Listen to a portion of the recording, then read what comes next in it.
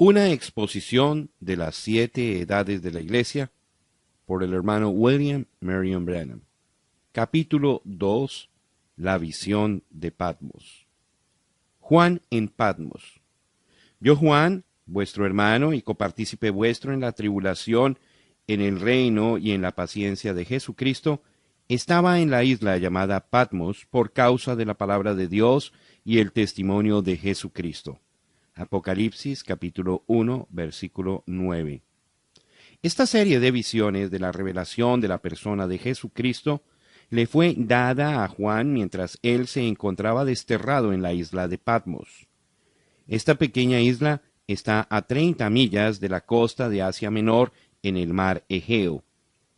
Siendo que era muy peñascosa e infestada con serpientes, lagartos y alacranes, tenía muy poco valor comercial y fue usada por el Imperio Romano como una colonia penal a donde confinaban los criminales más violentos, los prisioneros políticos, etc.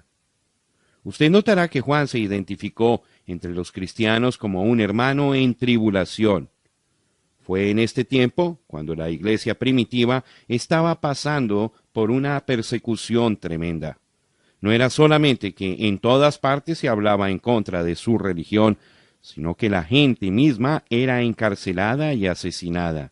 Juan, al igual que multitudes anteriores, ahora estaba sufriendo encarcelamiento por la palabra de Dios y el testimonio de Jesucristo.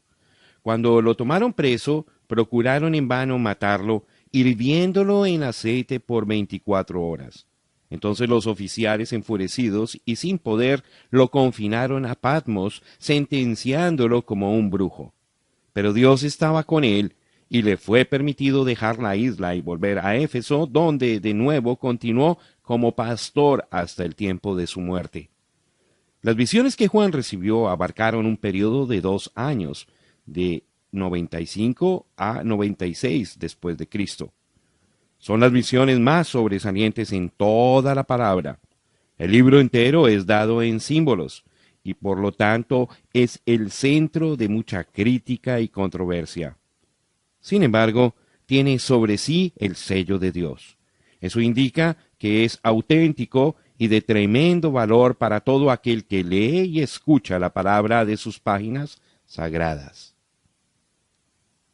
En el Espíritu en el día del Señor. Yo estaba en el Espíritu en el día del Señor, y oí detrás de mí una gran voz como de trompeta. Apocalipsis capítulo 1, versículo 10.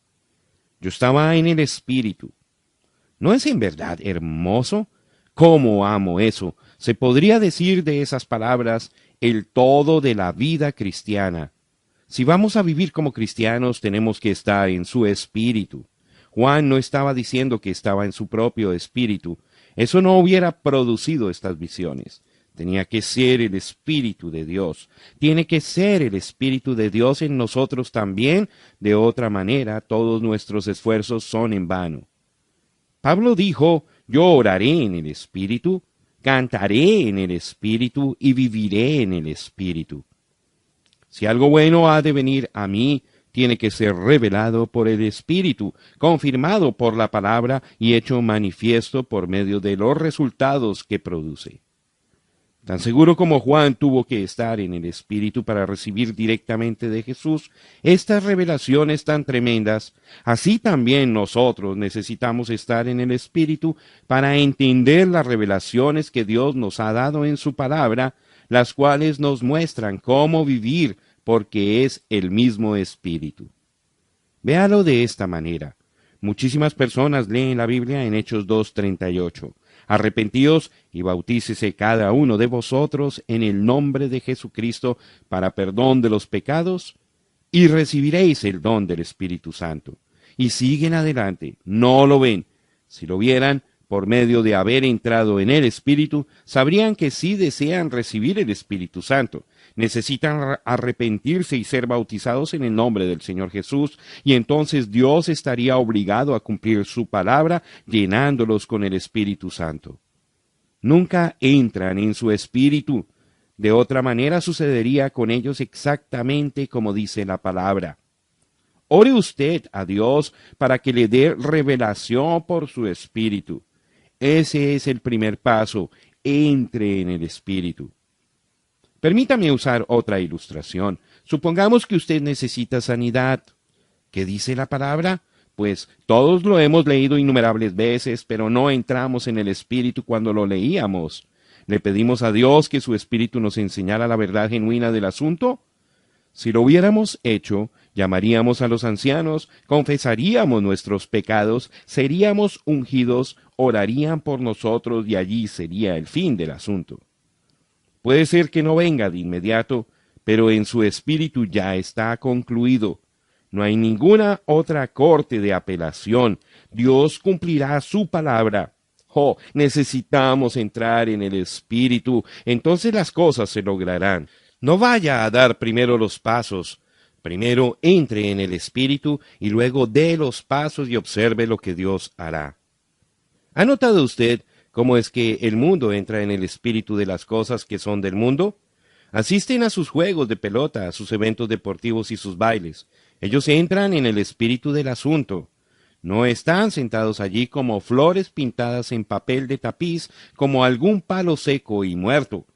Entran en el mero sentir y llegan a ser parte de las cosas.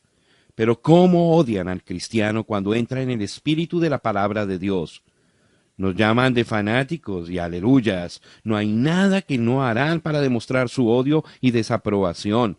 Pero ignore usted todo eso. Eso se puede anticipar. Sabiendo de dónde viene, usted siga adelante y entre en el espíritu de adoración. Nuestro espíritu es limpio, fresco, genuino, tranquilo y serio, pero no obstante lleno del gozo del Señor. El cristiano debiera estar igual de exuberante y lleno de su placer en el Señor que los del mundo cuando saborean y se deleitan en sus placeres. Ambos son humanos y ambos tienen emociones. La diferencia consiste en que el corazón y las emociones del cristiano están enteramente enfocados en el Señor de la gloria y su amor, mientras que el mundo satisface la carne. Ahora dice que Juan estaba en el Espíritu en el día del Señor. Oh, aquí está un versículo que en verdad causa contienda. No que debiera ser así, pero algunos simplemente no pueden ver lo que en realidad dice la palabra. En primer lugar, hallamos a unas personas muy finas que interpretan el día del Señor como el día de reposo, que para ellos es el día sábado. Luego hay otros que llaman el día del Señor, el día domingo, el primer día de la semana. Pero, ¿cómo podría ser uno o el otro, o aún los dos días juntos, cuando Juan estaba en el Espíritu recibiendo aquellas visiones por el espacio de 2 años? En realidad lo que sucedió fue que Juan fue llevado en el Espíritu y fue transportado al día del Señor, lo cual está aún por venir. La Biblia habla del día del Señor, lo cual está en el futuro, y Juan estaba viendo las cosas de ese día futuro. Pero entre tanto, para calmar nuestras mentes, resolvamos exactamente lo que es el día de reposo. El día de reposo, como lo conocemos en el Nuevo Testamento, no es el guardar determinado día. No tenemos ningún mandamiento para guardar el día sábado como día de reposo, como tampoco tenemos mandamiento para guardar el primer día de la semana, o sea, el día domingo. Aquí está la verdad respecto al día de reposo, lo cual significa descanso. Porque si Josué les hubiera dado el reposo, o día de reposo, no hablaría después de otro día. Por tanto, queda un reposo, el guardar el día de reposo, para el pueblo de Dios, porque el que ha entrado en su reposo también ha reposado de sus obras, como Dios de las suyas. Hebreos capítulo 4, versículos 8 al 10.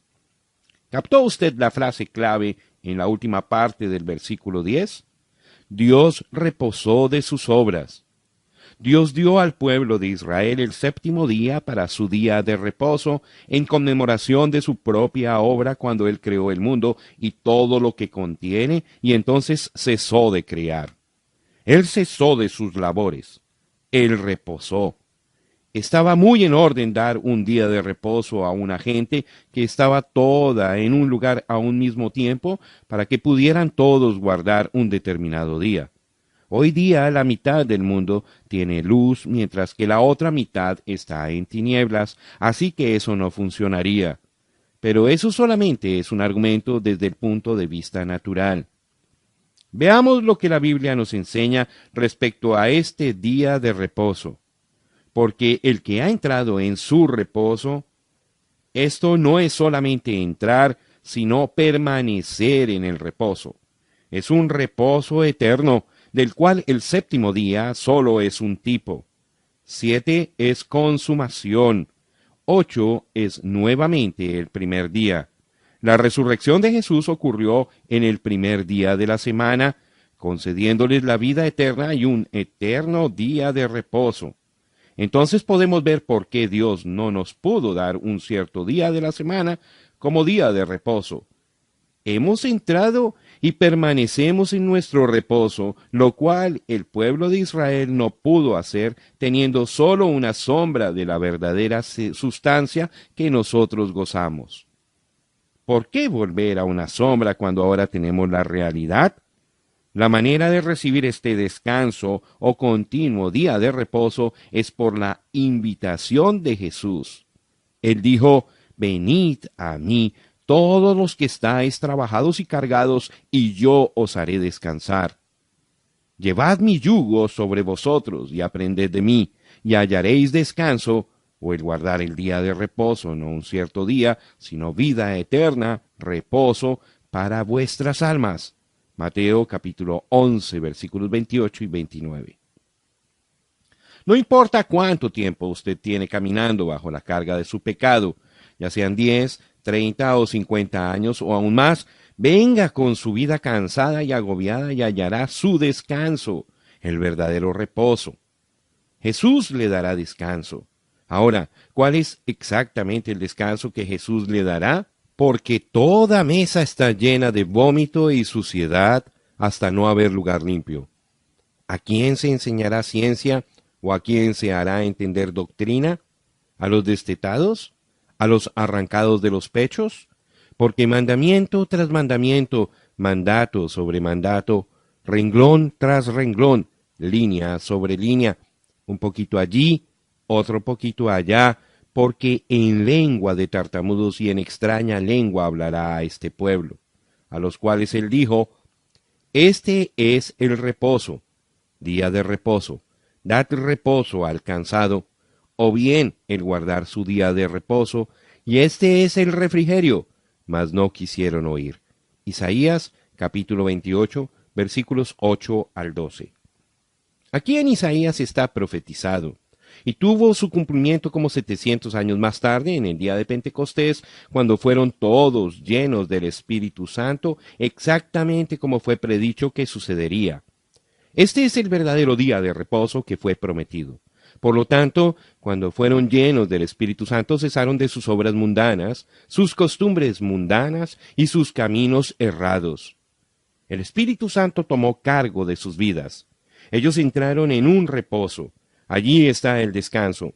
Allí está el día de reposo. No es un determinado día o un año, sino la eternidad de ser lleno y bendecido en el Espíritu Santo. Es usted cesando y Dios obrando. Es Dios en usted deseando y obrando de su buena voluntad. Permítame hacer hincapié una vez más respecto a los sabatistas que dicen que estamos errados al reunirnos el día domingo, el primer día. Aquí está lo que dijo Justino en el segundo siglo. El día domingo se reúnen todos aquellos que viven en las ciudades y en las aldeas, y se lee una porción de los escritos y las biografías de los apóstoles hasta donde el tiempo permite. Cuando se termina la lectura, el que preside da un primer discurso en el que amonesta y exhorta a que se deben de imitar esas cosas tan nobles.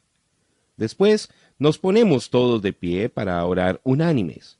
Al terminar la oración, como ya hemos dicho, nos presentan el pan y el vino y se ofrece el agradecimiento y la congregación responde con amén. Luego el pan y el vino se distribuye a cada uno, de lo cual todos participan y los diáconos les llevan a los ausentes. Luego los pudientes y los que tienen el deseo contribuyen voluntariamente y esta colección se entrega al que preside, de donde él ayuda a los huérfanos, las viudas, los prisioneros y los extranjeros con necesidad. Por lo tanto, vemos que aquellos que reclaman que la iglesia primitiva perseveró con la costumbre judaica de congregarse en el último día de la semana están gravemente ignorantes de lo que la historia en realidad tiene registrado y por lo tanto no son dignos de confianza. Oh, que la gente pudiese venir a él y hallar ese descanso. Existe un clamor en todos los corazones por ese descanso, pero la mayoría no conoce la respuesta. Así que tratan de apaciguar ese clamor por medio de un procedimiento religioso de guardar ciertos días y aceptando credos y dogmas denominacionales. Pero al fallar en eso, muchos se van tras la botella, la parranda y todo exceso físico, pensando que a través de los placeres mundanos puede haber alguna clase de satisfacción. Pero en tales cosas no existe el descanso. Fuman y toman píldoras para calmar los nervios, pero no hay descanso en las pociones terrestres. Necesitan a Jesús, necesitan el remedio celestial, el reposo del Espíritu. La mayoría asiste a la iglesia el día domingo. Eso está bien, pero aún allí no tienen la menor idea de cómo llegar ante Dios ni cómo adorarle. Jesús dijo en Juan 4:24 que la adoración verdadera era en espíritu y en verdad.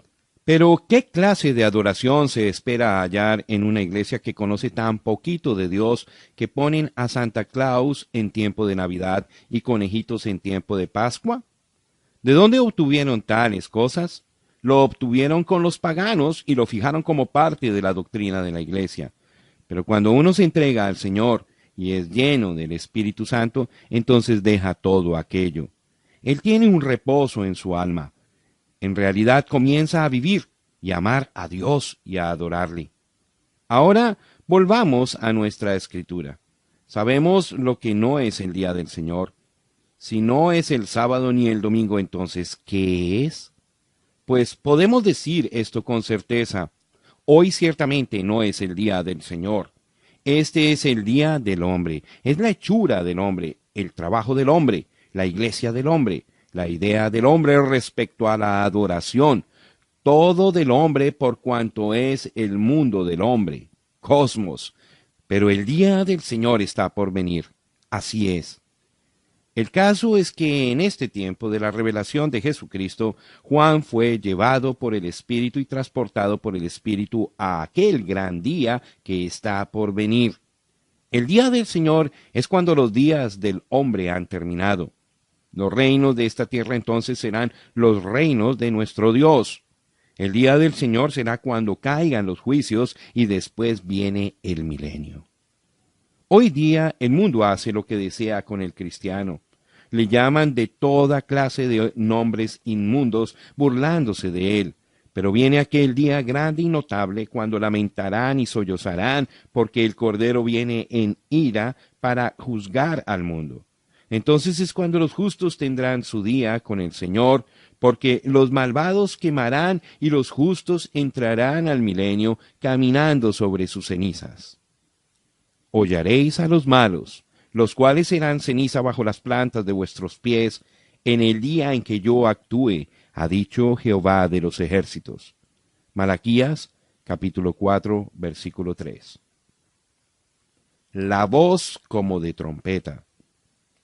Y oí detrás de mí una gran voz como de trompeta. Apocalipsis, capítulo 1, versículo 10. Juan estaba en el Espíritu, y allí él vio el grande y maravilloso día del Señor Jesús y todo su santo poder. El futuro estaba por desenvolverse porque Dios le iba a instruir. Juan no dijo que era trompeta, sino como trompeta. Ahora, cuando una trompeta es tocada, tiene algo de urgencia en el sonido. Es como el heraldo, el mensajero del rey, que viene ante el pueblo. Él le sopla a la trompeta y es un llamado urgente. La gente se reúne para escuchar. Israel siempre se reunía al sonar la trompeta. Algo importante está a la mano. Escúchenlo. Así que esta voz tenía la misma urgencia como de trompeta. Era clara y fuerte, alarmante y despertadora.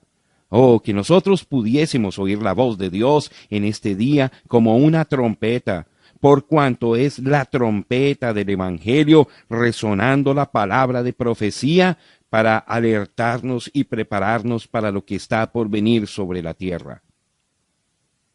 El mando a escribir. Que decía: yo soy el Alfa y la Omega, el primero y el último. Escribe en un libro lo que ves y envíalo a las 7 iglesias que están en Asia, a Éfeso, Esmirna, Pérgamo, Tiatira, Sardis, Filadelfia y Laodicea. Apocalipsis capítulo 1, versículo 11. Allí está, el primero y el último, el Alfa y la Omega. Eso es todo. El único y verdadero Dios, la voz y la palabra de Dios. Realidad y verdad están a la mano. ¿Qué cosa es estar en el Espíritu? Oh, el estar en la presencia de Dios y oír de Él. Escribe en un libro lo que ves y envíalo a las 7 iglesias. La voz que habló su palabra en el huerto del Edén y sobre el monte del Sinaí, la cual también fue oída en la gloria excelsa del monte de la transfiguración, una vez más estaba sonando, y esta vez a las 7 iglesias, con una completa y final revelación de Jesucristo. Juan escribe las visiones. Haz un registro de ellas para las edades que han de seguir, por cuanto son las profecías verdaderas, las cuales tienen que cumplirse. Escríbelas y envíalas, haciéndolas notorias. Juan reconoció esa voz. Si usted es uno de los suyos, usted también reconocerá esa voz. Las lámparas de oro. Y me volví para ver la voz que hablaba conmigo, y vuelto vi 7 candeleros de oro. Apocalipsis capítulo 1, versículo 12. Juan no dice que volvió para ver a aquel que hablaba, sino que volvió para ver la voz. Oh, cómo me suena eso. Él volvió para ver la voz. La voz y la persona son la misma. Jesús es la palabra. En el principio era el Verbo, y el Verbo era con Dios, y el Verbo era Dios. Este era en el principio con Dios. Todas las cosas por Él fueron hechas, y sin Él nada de lo que ha sido hecho fue hecho. San Juan capítulo 1, versículos 1 al 3. Si usted en realidad puede llegar a ver la palabra, estará mirando a Jesús. Cuando Juan volvió, él estaba mirando 7 candeleros de oro. En realidad eran lámparas. Y según el versículo 20, son las 7 iglesias. Los 7 candeleros que has visto son las 7 iglesias. No podrían ser candelas o velas para representar las iglesias. Una vela arde por un tiempo y se acaba, muere, allí termina. Pero lámparas poseen una calidad duradera que no se encuentra en las velas. Si usted desea obtener una figura hermosa de la lámpara, lea esto. Volvió el ángel que hablaba conmigo y me despertó como un hombre que es despertado de su sueño, y me dijo, ¿qué ves? Y respondí, he mirado y he aquí un candelabro todo de oro, con un depósito encima, y sus 7 lámparas encima del candelabro, y 7 tubos para las lámparas que están encima de él. Y junto a él 2 olivos, el uno a la derecha del depósito y el otro a la izquierda. Proseguí y hablé, diciendo a aquel ángel que hablaba conmigo, ¿qué es esto, Señor mío? Y el ángel que hablaba conmigo respondió y me dijo, ¿no sabes qué es esto? Y dije, no, Señor mío. Entonces respondió y me habló diciendo, esta es palabra de Jehová a Zorobabel, que dice, no con ejército ni con fuerza, sino con mi espíritu, ha dicho Jehová de los ejércitos. Zacarías capítulo 4, versículos 1 al 6. Aquí está otra lámpara de oro puro. Está ardiendo brillantemente porque tiene suficiente aceite, el cual obtiene de los 2 olivos que están de ambos lados. Los dos árboles representan el Antiguo y el Nuevo Testamento y por supuesto el aceite tipifica el Espíritu Santo, siendo Él solo quien puede dar la luz de Dios al pueblo. El ángel que le habló a Zacarías estaba diciendo en tantas palabras: lo que has visto significa que la iglesia no puede lograr nada por su propia fuerza o poder, sino por el Espíritu Santo. Ahora examinemos esta lámpara. Notará usted que tiene un vaso grande o depósito que es céntrico para los 7 brazos que de allí salen. Este vaso se llena con aceite de olivo que, a su vez, fluye a través de las 7 mechas colocadas en los 7 brazos. Es el mismo aceite que arde y produce la luz en el extremo de los 7 tubos o canales. Esta luz nunca se apagaba. Los sacerdotes se mantenían añadiéndole aceite al vaso. La lámpara se encendía de una manera especial. Primero, el sacerdote tomaba fuego del altar sagrado que fue encendido originalmente por el fuego de Dios. Él encendía primeramente la lámpara que estaba encima del vaso. Luego encendía la segunda lámpara con fuego de la primera. La tercera lámpara recibía su fuego de la segunda, así como la cuarta recibía su fuego de la tercera, y así sucesivamente hasta que las 7 lámparas estaban encendidas.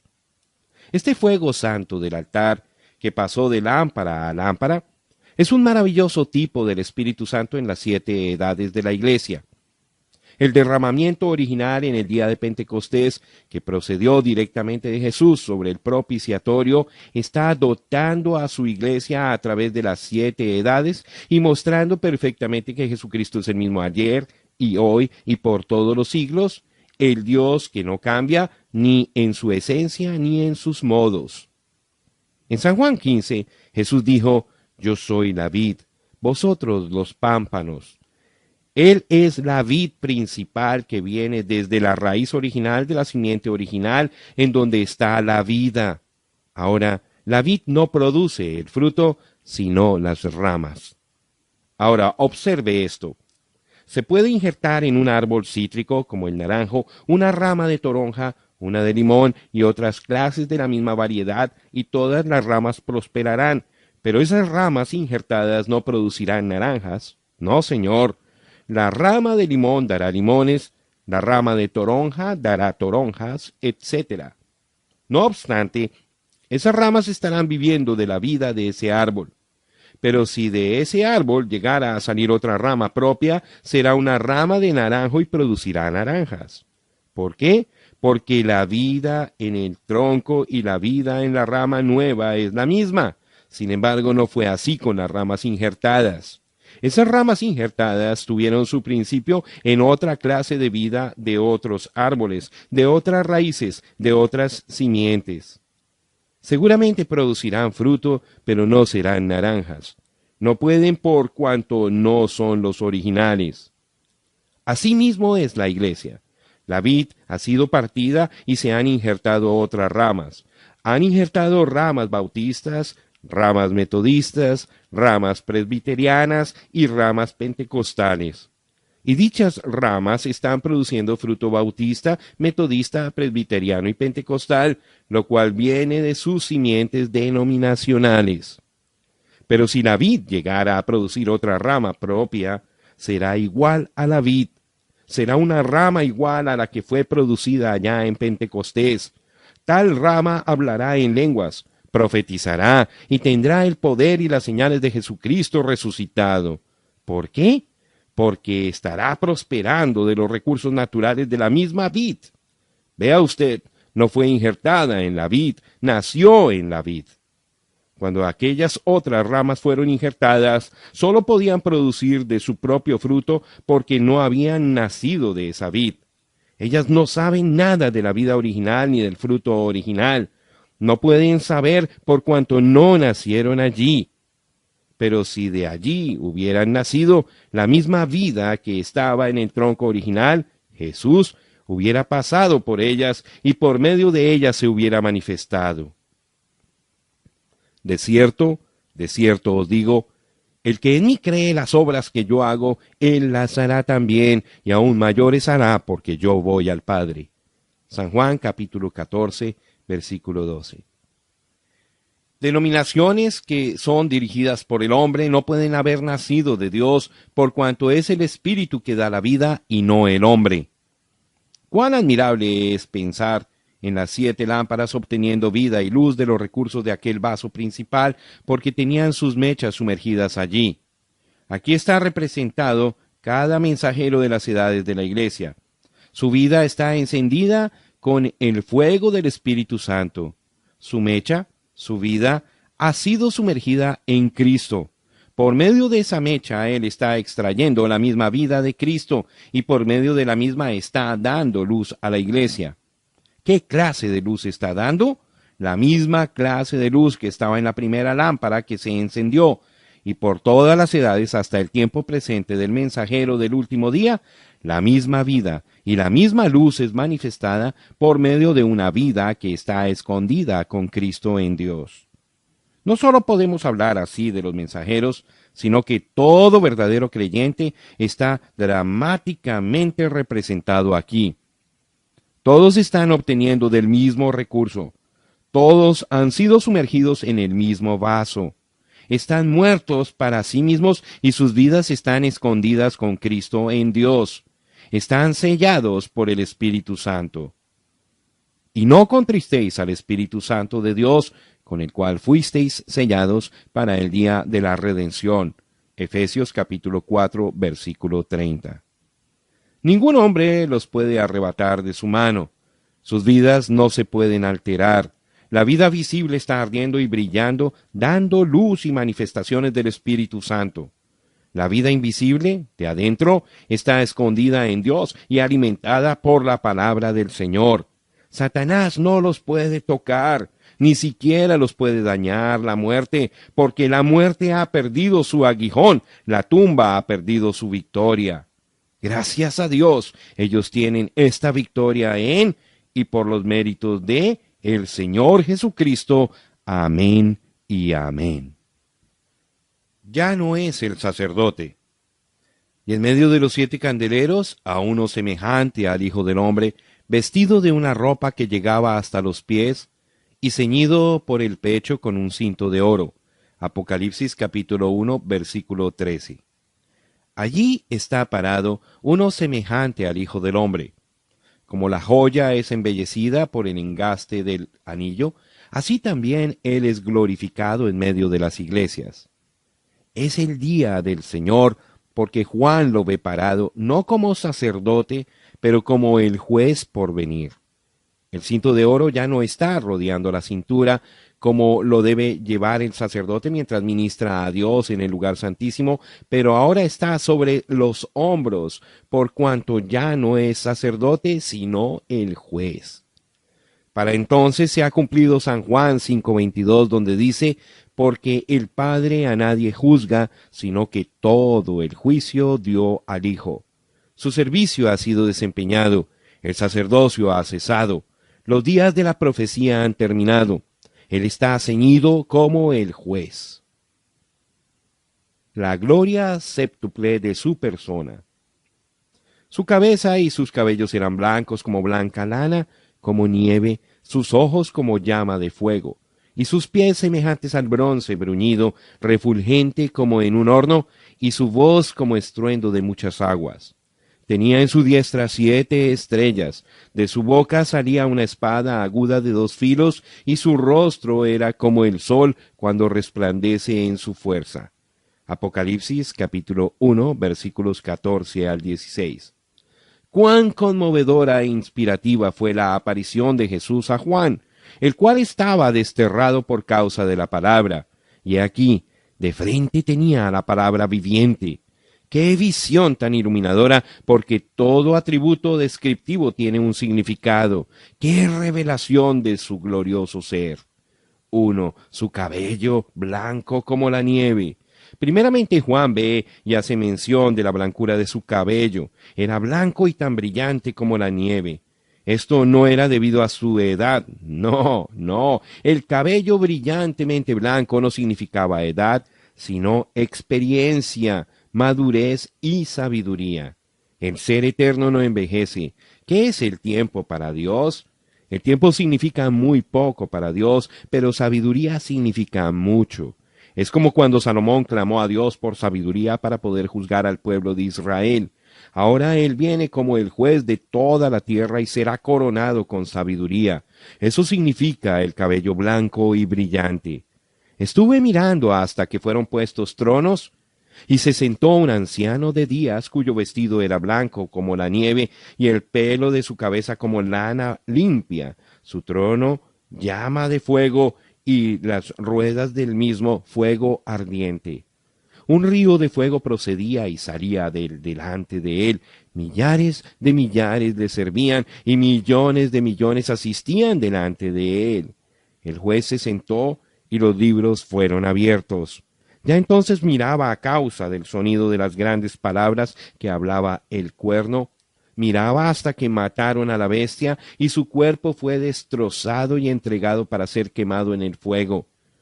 Habían también quitado a las otras bestias su dominio, pero les había sido prolongada la vida hasta cierto tiempo. Miraba yo en la visión de la noche, y aquí con las nubes del cielo venía uno como un hijo de hombre, que vino hasta el anciano de días, y le hicieron acercarse delante de él. Y le fue dado dominio, gloria y reino, para que todos los pueblos, naciones y lenguas le sirvieran. Su dominio es dominio eterno, que nunca pasará, y su reino uno que no será destruido. Daniel capítulo 9, versículos 9 al 14. Allí está. Daniel lo vio con el cabello blanco. Él era el juez abriendo los libros y de ellos juzgaba. Daniel lo vio que venía en las nubes. Es lo mismo que vio Juan. Ambos lo vieron igual. Vieron al juez con su cinto de juicio por los hombros, parado puro, santo, lleno de sabiduría, completamente apto para juzgar al mundo en justicia. ¡Aleluya! Aún el mundo entiende este simbolismo, porque en tiempos pasados el juez llegaba y convocaba a la corte, estando vestido con una peluca blanca y un manto largo que llegaba hasta los pies, que significaba autoridad completa para impartir justicia. 2. Sus ojos como fuego. Piénselo. Aquellos ojos que una vez fueron nublados con lágrimas de tristeza y piedad, aquellos ojos que lloraron de compasión frente a la tumba de Lázaro, aquellos ojos que no vieron la maldad de los asesinos que le colgaron en una cruz, antes con tristeza clamó, Padre, perdónalos. Ahora esos ojos son una llama de fuego, los ojos del juez que recompensará a aquellos que le rechazaron. Esta era la emoción que él manifestó más cuando apareció como hijo de hombre. Con frecuencia lloró. Sin embargo, detrás de aquel llanto y tristeza aún estaba Dios. Esos mismos ojos vieron visiones, miraron hasta lo profundo de los corazones de los hombres y conocieron sus pensamientos y todos sus diversos caminos. Era Dios quien ardía a través de esos ojos mortales y clamó a aquellos que no le reconocieron. Porque si no creéis que yo soy, en vuestros pecados moriréis. San Juan capítulo 8, versículo 24. Si no hago las obras de mi Padre, no me creáis. Mas si las hago, las obras de mi Padre, aunque no me creáis a mí, creed a las obras, para que conozcáis y creáis que el Padre está en mí y yo en el Padre. San Juan capítulo 10, versículos 37 y 38. Así como Jeremías de la antigüedad, él era el profeta de lágrimas porque los hombres no recibieron la palabra de Dios y pusieron a un lado la revelación. Esos ojos ardientes y llameantes del juez están grabando las vidas de toda carne aún ahora mismo, recorriendo toda la tierra y no hay nada que él no sabe. Él conoce los deseos del corazón y lo que cada uno piensa hacer. No hay nada que no será revelado, porque todas las cosas están desnudas ante los ojos de aquel a quien tenemos que dar cuenta. Piénselo, él aún conoce lo que usted está pensando ahora mismo. Sí, allí está parado como juez con ojos como llama para pronunciar juicio. El día de misericordia ha cesado. Oh, que los hombres se arrepienten y busquen su presencia en justicia mientras aún hay tiempo, que pudieran hacer de su seno su almohada mientras el mundo se deshace en fuego. 3. Los pies de bronce, y sus pies semejantes al bronce bruñido, refulgente como en un horno. El bronce se conoce por su dureza. No se conoce alguna cosa que se puede mezclar con el bronce para templarlo, pero este bronce que describe sus pies es aún más sobresaliente porque ha resistido la prueba del horno ardiente, lo cual ningún otro ha resistido. Y así es, por cuanto el bronce significa juicio divino, un juicio que Dios determinó y trajo a cumplimiento. Y como Moisés levantó la serpiente en el desierto, así es necesario que el Hijo del Hombre sea levantado para que todo aquel que en él cree no se pierda, mas tenga vida eterna. Porque de tal manera amó Dios al mundo, que ha dado a su Hijo unigénito, para que todo aquel que en él cree no se pierda, mas tenga vida eterna. Porque no envió Dios a su Hijo al mundo para condenar al mundo, sino para que el mundo sea salvo por él. El que en él cree no es condenado, pero el que no cree ya ha sido condenado porque no ha creído en el nombre del unigénito Hijo de Dios. Y esta es la condenación, que la luz vino al mundo, y los hombres amaron más las tinieblas que la luz, porque sus obras eran malas. San Juan capítulo 3, versículos 14 al 19. Y Jehová dijo a Moisés, hazte una serpiente ardiente, y ponla sobre una asta, y cualquiera que fuere mordido y mirare a ella, vivirá. Y Moisés hizo una serpiente de bronce, y la puso sobre una asta, y cuando alguna serpiente mordía a alguno, miraba a la serpiente de bronce, y vivía. Números capítulo 21, versículos 8 y 9. Israel había pecado y el pecado tenía que ser juzgado. Por lo tanto, Dios mandó a Moisés que colocara una serpiente de bronce sobre una asta, y todo aquel que la mirare fue salvo de la pena de su pecado. La serpiente ardiente en el asta simbolizaba el pecado desde el huerto del Edén, en donde la serpiente engañó a Eva y la hizo pecar. El bronce habla de juicio, como es evidente en el altar ardiente, donde el sacrificio fue ofrecido sobre el altar por la pena del pecado. Cuando Dios juzgó a Israel por sus pecados en los días de Elías, él detuvo la lluvia y los cielos ardientes eran como bronce. Ahora, en esta ilustración vemos que la serpiente sobre el asta representa pecado ya juzgado por haber sido de bronce, mostrando que el juicio divino ya había sido decretado sobre el pecado. Entonces, quien sea que mirare a la serpiente sobre el asta, aceptando el significado, fue sanado, por cuanto esta era la obra o salvación del Señor. La serpiente sobre el asta es un tipo de lo que Jesús vino al mundo para lograr. Él fue hecho carne para poder llevar sobre sí mismo los juicios de Dios respecto al pecado. El fundamento del altar de sacrificio era de bronce sólido, tipificando el cordero inmolado desde antes de la fundación del mundo. Juicio ya había sido decretado sobre él cuando aún no había pecadores. La salvación, siendo eternamente del Señor, él pisó sobre el lagar del vino de la ira de Dios. Su vestimenta fue teñida de color carmesí con su propia sangre. Su porción fue el horno ardiente del justo juicio y la ira de Dios. Él sufrió el justo por los injustos. Tú eres digno, oh Cordero de Dios, porque nos has redimido por tu propia sangre. Mas el herido fue por nuestras rebeliones, molido por nuestros pecados, el castigo de nuestra paz fue sobre él, y por su llaga fuimos nosotros curados. Mas Jehová cargó en él el pecado de todos nosotros. Isaías capítulo 53, versículos 5 y 6. Él sufrió como ningún hombre jamás ha sufrido. Aún antes de la cruz, él había derramado en el sudor grandes gotas de sangre, anticipando la intensa agonía que estaba por delante, hasta la sangre se le estaba separando en las venas. Y estando en agonía, oraba más intensamente, y era su sudor como grandes gotas de sangre que caían hasta la tierra. Lucas capítulo 22, versículo 44. Pero algún día esos pies de bronce pisarán esta tierra. Y entonces Él será el juez de toda la tierra y juzgará a la humanidad con rectitud y perfección, y no habrá manera de evadir ese juicio. No habrá manera de cambiar o de templar ese juicio. Entonces el que es injusto sea injusto todavía, y el que es inmundo sea inmundo todavía. El ser inmutable no cambiará entonces, porque nunca lo ha hecho y nunca lo hará.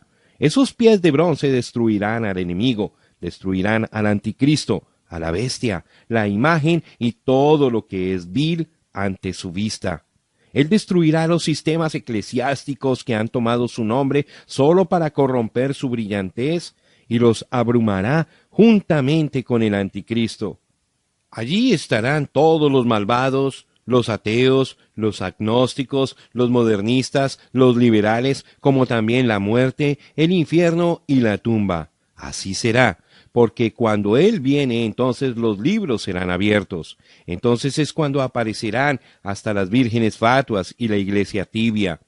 Él separará a las cabras de las ovejas. Cuando Él viene se apoderará del reino porque es suyo, y juntamente con Él vendrán los miles de 10,000, su novia, los cuales vienen para ministrarle. Gloria, oh, es ahora o nunca. Arrepiéntanse antes de que sea demasiado tarde. Despierten de entre los muertos y busquen a Dios para que se les llene de su espíritu, porque de otra manera perderán la vida eterna. Háganlo ahora mientras hay tiempo. 4. Su voz era como estruendo de muchas aguas. ¿Qué representan las aguas? Me dijo también, las aguas que has visto donde la ramera se sienta son pueblos, muchedumbres, naciones y lenguas. Apocalipsis capítulo 17, versículo 15. Su voz era como el sonido de multitudes hablando. ¿Qué es? Es el juicio, porque estas son las voces de las multitudes de testigos, quienes por medio del Espíritu Santo en todas las edades han testificado de Cristo y han predicado su evangelio. Será la voz de todo hombre siendo elevado en juicio contra el pecador que no quiso recibir el aviso. Las voces de los 7 mensajeros se oirán fuertes y claras. Aquellos predicadores fieles que predicaron el poder salvador de Jesús, el bautismo en el nombre de Jesús, el bautismo y el poder del Espíritu Santo, los cuales se mantuvieron con la palabra más que con sus propias vidas. Todos ellos eran la voz de Jesucristo por medio del Espíritu Santo a través de las edades. Mas no ruego solamente por estos, sino también por los que han de creer en mí por la palabra de ellos. San Juan, capítulo 17, versículo 20. ¿Alguna vez ha pensado usted cuán horroroso es para el hombre que va con la corriente irremediablemente hacia la cascada? Piense ahora de aquel rugido mientras él se acerca a su ruina cierta e inevitable. Y de la misma manera viene el día del juicio, cuando el rugido de la multitud de voces lo condenará a usted por no haber prestado atención antes de que fuera demasiado tarde. Tome cuidado ahora mismo, porque en este instante se está grabando sus pensamientos en el cielo. Allá sus pensamientos hablan más fuerte que sus palabras. Como el fariseo que reclamaba tanto con la boca, pero al no escuchar al Señor, su corazón llegó a ser corrupto y malvado hasta que ya era demasiado tarde. Ahora mismo pudiera ser su último llamado para escuchar la palabra y recibirla para vida eterna. Será demasiado tarde cuando llegue ante el rugido de aquellas voces de juicio y perdición. Pero ¿ha notado usted cuán dulce y relajante puede ser el sonido del agua? Me gusta salir a pescar y me encanta hallar un lugar donde se puede apreciar el murmullo quieto de las aguas. Allí puedo recostarme y escuchar el agua apaciguando mi corazón con paz, gozo y contentamiento. Cuánto gozo tengo por estar anclado en el puerto de reposo donde la voz del Señor habla paz, así como lo ha declarado la palabra de las aguas de separación. Cuán agradecidos debiéramos de estar al oír su voz de amor y ternura, dirección y protección. Y algún día oiremos aquella misma dulce voz hablarnos, no en juicio, sino en bienvenida, porque nuestros pecados han sido perdonados por su sangre, nuestras vidas han sido llenas del Espíritu, y nuestro andar ha sido en la palabra. ¿Qué podría ser más precioso que oír las multitudes de voces de bienvenida y estar rodeado por las multitudes que han creído para vida eterna? Oh, no hay nada como eso. Mi oración es que usted oiga su voz y que no vaya a endurecer su corazón, sino que lo reciba como su rey. Oh, si usted solamente lo viera. Fueron las aguas que destruyeron al mundo, pero fueron las mismas aguas que salvaron a Noé y que también salvaron a la tierra entera para Noé. Escuche su voz, la voz de sus siervos, mientras esa voz llama a arrepentimiento y vida. 5. En su diestra había 7 estrellas. Tenía en su diestra 7 estrellas. Desde luego, ya sabemos según el versículo 20 que son las 7 estrellas. El misterio de las 7 estrellas son los ángeles, mensajeros de las 7 iglesias. Ahora, de ninguna manera pudiéramos errar en esto porque Él mismo nos lo interpreta. Estas 7 estrellas son los mensajeros a las 7 edades sucesivas de la iglesia. No son llamados por sus nombres, solamente están mostrados como 7, uno para cada edad. Desde la edad de Éfeso hasta esta edad de la Odisea, cada mensajero trajo el mensaje de verdad al pueblo, nunca fallando en vigilar que fuera la palabra de Dios para dicha edad de la iglesia en particular. Cada uno se mantuvo fiel. Fueron firmes en su lealtad hacia la luz original. A medida que cada edad se separó de Dios, su mensajero fiel tornó esa edad hacia la palabra. Sus fuerzas venían del Señor, de otra manera ellos nunca hubieran podido rendir la marea. Estaban seguros en su cuidado, porque nada podía sacarlos de su mano, ni tampoco había nada que pudiera separarlos del amor de Dios, ya fuera enfermedad, peligro, desnudez, hambre, cuchillo, vida o muerte. Ellos estaban verdaderamente rendidos a Él y guardados por su omnipotencia. No tenían temor de la persecución que les esperaba en el camino. Dolor y burla solamente eran motivos para dar gloria a Dios de que fueran contados dignos de sufrir por Él. Y en gratitud por su salvación, ellos ardían con la luz de su vida y reflejaban su amor, paciencia, mansedumbre, templanza, benignidad y fidelidad. Y Dios los respaldaba con prodigios, señales y maravillas. Fueron acusados de ser fanáticos y aleluyas. Fueron denunciados por organizaciones y puestos en mofa, pero se mantuvieron fieles a la palabra. Ahora, no es difícil mantenerse fiel a un credo, es fácil porque el diablo está detrás de todo eso, pero es algo muy distinto ser fiel a la palabra y volver a lo que la palabra produjo originalmente después de Pentecostés. No hace mucho un hombre me dijo que la Iglesia Católica Romana tenía que ser la Iglesia verdadera, por cuanto ella se había mantenido fiel a lo que creía a través de todos los años y que no había cambiado, solo había crecido. De ninguna manera es cierto eso. Cualquier iglesia con el respaldo del gobierno y con su propio credo, que de ninguna manera es la palabra, y sin ningún ministerio manifestado que provoque al diablo, seguramente podría continuar. Eso no es criterio aceptable, pero cuando uno piensa en aquel grupo pequeño, cuyos miembros fueron aserrados, entregados a los leones, perseguidos y expulsados para allá y para acá, y sin embargo se mantuvieron fieles a la palabra, ahora, eso definitivamente tendría que ser Dios. ¿Cómo es que sobrevivieron la batalla de la fe y aún perseveraron? Ese es el milagro. Y este consuelo no es únicamente para los mensajeros de las 7 edades de la iglesia. Todo verdadero creyente está en la mano de Dios y puede experimentar de su amor y poder y recibir el beneficio completo de todo lo que Dios es para el creyente. Lo que Dios le da al mensajero y cómo lo bendice y lo usa es un ejemplo para todo creyente de su bondad y cuidado para con todos los miembros de su cuerpo. Amén. 6. La espada de 2 filos. De su boca salía una espada aguda de 2 filos. Apocalipsis capítulo 1, versículo 16.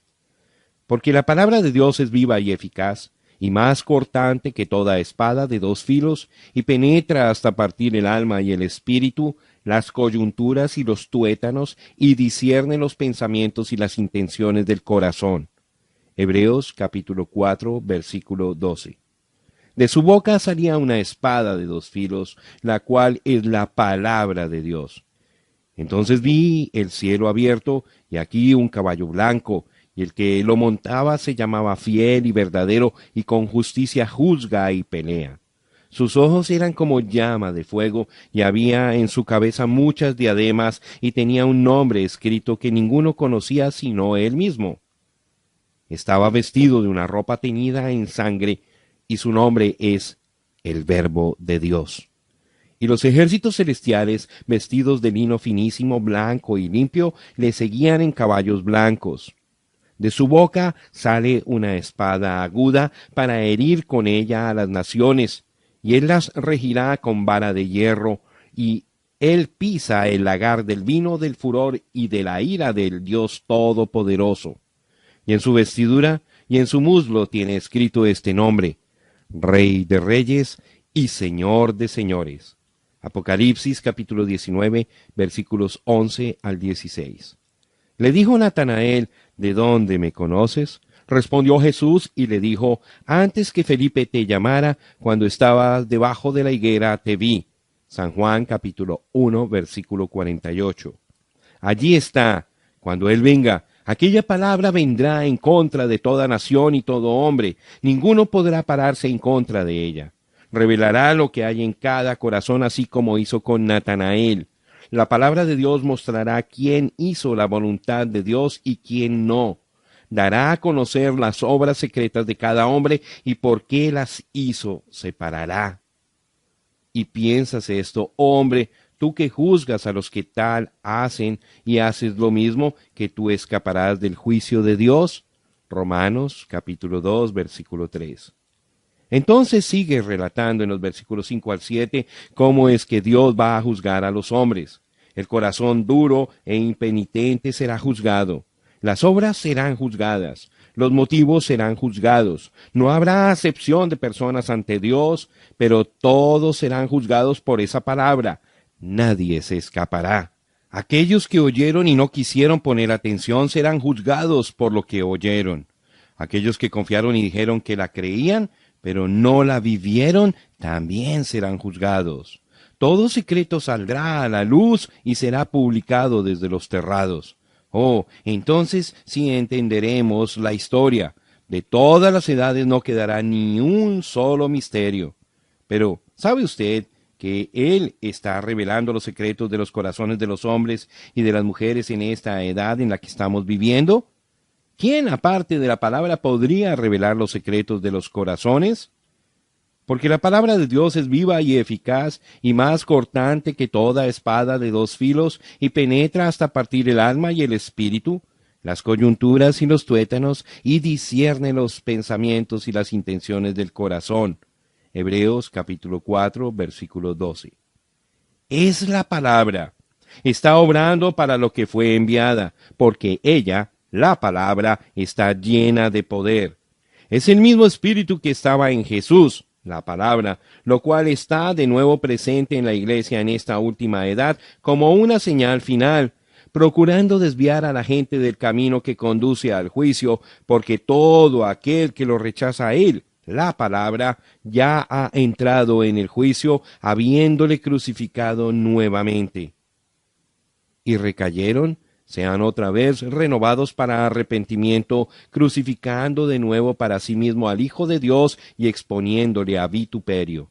Hebreos 6, verso 6. Ahora, Pablo dijo que la palabra vino tanto en voz como también en poder. La palabra siendo predicada, en realidad se demostró a sí misma. Como una espada llameante y aguda fue a las conciencias de los hombres, y como cuchillo de cirujano quitó las enfermedades y libertó a los cautivos. Por donde quiera que fueron aquellos creyentes primitivos, salieron predicando el Evangelio, la palabra, y Dios confirmó aquella palabra con las señales que seguían. Los enfermos fueron sanados, demonios fueron echados fuera, y hablaron en nuevas lenguas. Esa era la palabra en acción. Esa palabra nunca ha fallado en la boca de cristianos que creen, y en esta última edad está presente en una forma más grande y más fuerte que nunca en la verdadera novia de la palabra. Oh, manada pequeña, ustedes que forman la minoría, manténganse con la palabra, llenen sus bocas y sus corazones de ella, y algún día Dios les dará el reino. 7. Su rostro como el sol. Y su rostro era como el sol cuando resplandece en su fuerza. Apocalipsis capítulo 1, versículo 16. 6 días después Jesús tomó a Pedro y Jacobo y a Juan su hermano y los llevó aparte a un monte alto. Y se transfiguró delante de ellos, y resplandeció su rostro como el sol, y sus vestidos se hicieron blancos como la luz. Y aquí les aparecieron Moisés y Elías hablando con él. Entonces Pedro dijo a Jesús: Señor, bueno es para nosotros que estemos aquí. Si quieres, hagamos aquí 3 enramadas, una para ti, otra para Moisés y otra para Elías. Mientras él aún hablaba, una nube de luz los cubrió. Y aquí una voz desde la nube que decía: Este es mi Hijo amado, en quien tengo complacencia, a él oíd. Al oír esto los discípulos se postraron sobre sus rostros y tuvieron gran temor. Entonces Jesús se acercó y los tocó y dijo: Levantaos y no temáis. Y alzando ellos los ojos, a nadie vieron sino a Jesús solo. Y cuando descendieron del monte, Jesús les mandó, diciendo: No digáis a nadie la visión hasta que el Hijo del Hombre resucite de los muertos. Entonces sus discípulos le preguntaron, diciendo: ¿Por qué pues dicen los escribas que es necesario que Elías venga primero? Respondiendo Jesús les dijo: A la verdad, Elías viene primero y restaurará todas las cosas. Mas os digo que Elías ya vino, y no le conocieron, sino que hicieron con él todo lo que quisieron. Así también el Hijo del Hombre padecerá de ellos. Entonces los discípulos comprendieron que les había hablado de Juan el Bautista. Mateo capítulo 17, versículos 1 al 13. Ahora en Mateo 16, 28, lo cual está antes del texto que acabamos de leer, Jesús había dicho: De cierto os digo que hay algunos de los que están aquí que no gustarán la muerte hasta que hayan visto al Hijo del Hombre viniendo en su reino. Y los 3 apóstoles vieron precisamente eso, el orden de su segunda venida. Lo vieron transfigurado allí sobre el monte. Su vestidura era resplandeciente, blanca, y su rostro brillaba como el sol en su cenit. Y allí junto a él aparecieron Moisés y Elías. Precisamente de esa manera es que él viene otra vez. A la verdad, Elías viene primero y hará volver el corazón de los hijos, la novia, hacia la doctrina apostólica de la palabra de los padres. Y aquí yo os envío el profeta Elías antes que venga el día de Jehová grande y terrible. Él hará volver el corazón de los padres hacia los hijos, y el corazón de los hijos hacia los padres, no sea que yo venga y hiera la tierra con maldición. Malaquías capítulo 4, versículos 5 y 6. Israel ya es una nación. Ella ahora está establecida con sus ejércitos, su marina, sistema postal, bandera y todo lo que tiene que ver con una nación. Pero aún está por cumplirse la escritura que dice en Isaías 66, 8: ¿Nacerá una nación de una vez? Ese día viene pronto. La higuera ha brotado. Los israelitas están esperando al Mesías. Lo están esperando y sus esperanzas están por cumplirse. Israel renacerá espiritualmente porque su luz y su vida están por serle revelado. La ciudad no tiene necesidad de sol ni de luna que brille en ella, porque la gloria de Dios la ilumina y el Cordero es su lumbrera. Apocalipsis capítulo 21, verso 23. Esta es la nueva Jerusalén. El Cordero estará en esa ciudad, y por causa de su presencia no habrá necesidad de luz. Allí no saldrá ni se pondrá el sol, porque Él mismo es el sol y la luz. Las naciones que entran allí caminarán en su luz. ¿No está usted contento de que aquel día está sobre nosotros? Juan vio ese día que venía. Así sea, Señor Jesús, ven presto. Porque he aquí viene el día ardiente como un horno, y todos los soberbios y todos los que hacen maldad serán estopa. Aquel día que vendrá los abrazará, ha dicho Jehová de los ejércitos, y no les dejará ni raíz ni rama. Mas a vosotros, los que teméis mi nombre, nacerá el sol de justicia, y en sus alas traerá salvación, y saldréis y saltaréis como becerros de la manada. Hollaréis a los malos, los cuales serán ceniza bajo las plantas de vuestros pies, en el día en que yo actúe, ha dicho Jehová de los ejércitos. Malaquías capítulo 4 versículos 1 al 3. Allí está nuevamente el sol brillando en toda su fuerza. Oh, la fuerza del Hijo de Dios brillando en medio de los 7 candeleros de oro. Allí está parado Él, el juez, aquel que sufrió y murió por nosotros. Él tomó sobre sí mismo la ira de la justicia divina. Él solo pisó el lagar del vino del furor de la ira de Dios. Como ya hemos dicho, para el pecador su voz es como el rugido de la cascada o como el mar furioso golpeando la costa peñascosa con golpes de muerte.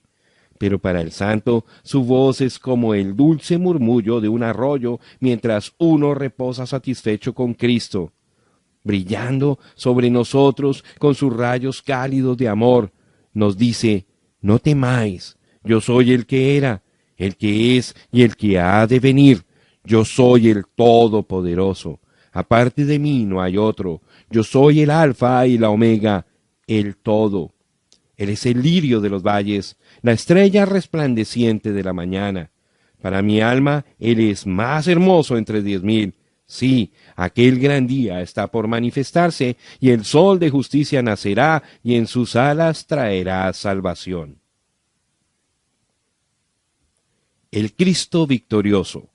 Cuando le vi, caí como muerto a sus pies, y él puso su diestra sobre mí, diciéndome, no temas, yo soy el primero y el último, y el que vivo y estuve muerto, mas he aquí que vivo por los siglos de los siglos. Amén. Y tengo las llaves de la muerte y del Hades. Apocalipsis capítulo 1, versículos 17 y 18. Ningún ser humano podría aguantar el efecto completo de aquella visión. Con sus fuerzas totalmente agotadas, Juan cayó a sus pies como muerto, pero la mano amorosa del Señor le tocó y en voz de bendición le dijo, no temas, no tengas miedo, yo soy el primero y el último, soy el que vive y estaba muerto, y he aquí vivo para siempre jamás. ¿Qué hay que temer? El juicio que cayó sobre él en la cruz, en la tumba, y cuando descendió, todo fue por nosotros. Él absorbió completamente la desgracia de la herida del pecado, y ahora ninguna condenación hay para los que están en Cristo Jesús. Vea usted como cosa cierta que nuestro abogado a la vez es nuestro juez. Él es abogado y juez. Como juez, el caso está arreglado, queda concluido. Ahora pues, no hay condenación. ¿Por qué debiera temer la Iglesia? ¿Cuál promesa ha dejado Él de manifestar ante nosotros? ¿Por qué debiera temer castigo o muerte? Todo ha sido vencido. Aquí está el conquistador poderoso. Aquí está el que conquistó los dos mundos, el visible y el invisible. No como Alejandro Magno, que conquistó al mundo a la edad de 33 años y al no tener otra cosa que conquistar, murió víctima del pecado y de una vida licenciosa. No como Napoleón, que conquistó a toda Europa, pero finalmente fue derrotado en Waterloo y fue deportado a Elba solo para encontrar que había sido conquistado. Pero nada pudo conquistar a Cristo. El que descendió ahora ha ascendido sobre todos, y a Él ha sido dado un nombre que es sobre todo nombre. Sí, Él conquistó la muerte, el infierno y la tumba, y tiene las llaves de ellos. Lo que Él desata es desatado, y lo que Él liga es ligado. No se puede cambiar. No hubo conquistador antes de Él, y no hay ninguno aparte de Él. Solo Él es el Salvador y Redentor.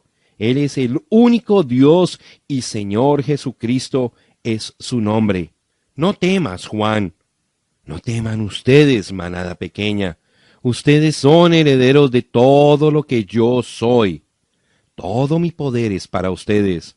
Mi omnipotencia es de ustedes mientras estoy parado entre ustedes. No he venido para traer temor y derrotas, sino amor, valor y habilidad. Todo poder me ha sido dado y está a la disposición de ustedes. Hablen la palabra y yo la pondré por obra. Ese es mi pacto y nunca podrá fallar. Las 7 estrellas y los 7 candeleros.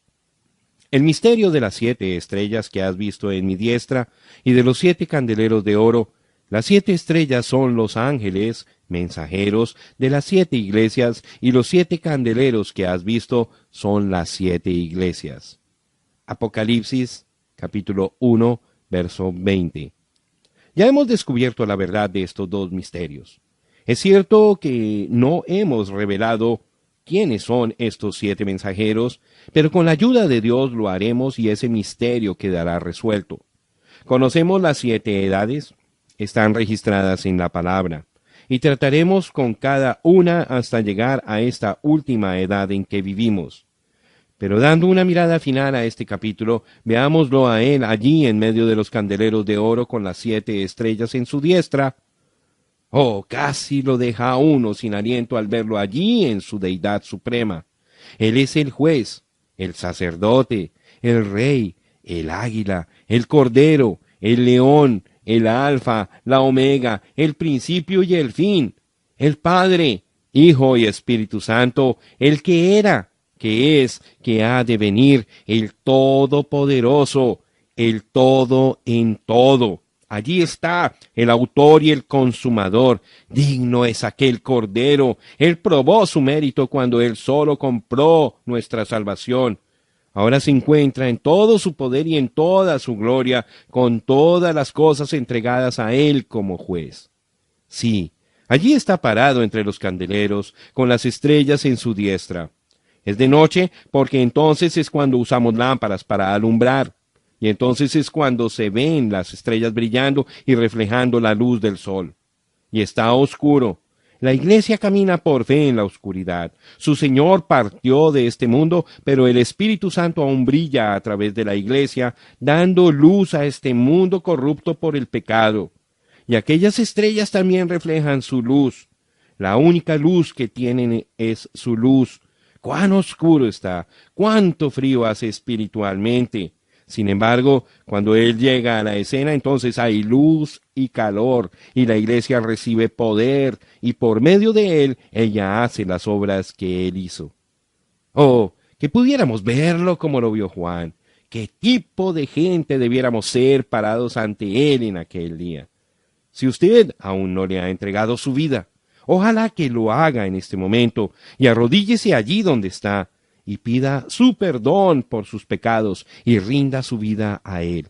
Entonces, juntos procuraremos entrar en las 7 edades de la iglesia, y al hacerlo, ruego que Dios ayude a este siervo indigno para que pueda revelar su palabra a usted.